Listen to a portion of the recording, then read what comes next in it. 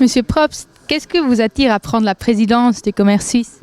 Alors, c'est un peu de l'idéalisme. En fait, je suis très convaincu de tout ce qui se passe dans cette association et c'est pour ça que j'ai envie d'en prendre la présidence et de construire avec l'équipe du Vorstand et avec le secrétariat et surtout le directeur Kaspar Engeli. Quels objectifs vous avez fixés pour votre mandat? Alors j'ai fixé clairement l'objectif d'augmenter la présence de commerce suisse, Handel Schweiz en Suisse romande, c'est logique, je suis roman et je pense qu'on peut faire quelque chose dans ce sens. D'autre part, je me suis aussi fixé comme objectif d'améliorer la présence de Handel Schweiz auprès du politique, c'est-à-dire des organes dirigeants de la Suisse, le Parlement et le Conseil fédéral. Vous êtes aussi un entrepreneur prospère. Quelles qualités vous serviront aussi comme président du commerce suisse?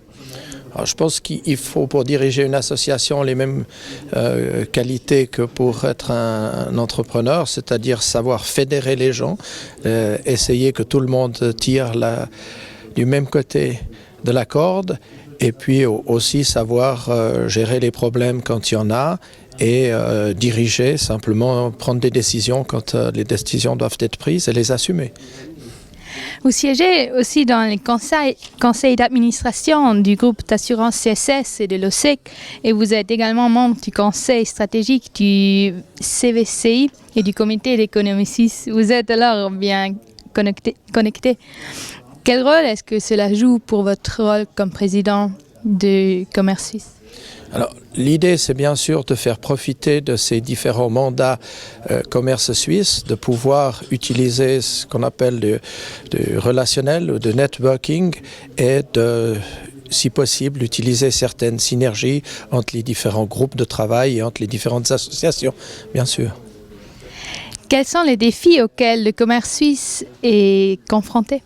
Alors, le commerce suisse est en face de plusieurs défis. Plus de transparence dans les prix, c'est un thème vraiment d'actualité. Plus de liberté dans le commerce. On aimerait supprimer autant que faire se peut toutes les entraves au commerce. Et l'adoption du principe du cassis de Dijon, qui pour nous était une priorité, c'est fait, mais n'est pas encore vraiment entièrement réalisé et pour nous c'est une priorité d'éliminer tous les obstacles à la bonne pratique dans l'exécution de ce principe du cassis de Dijon.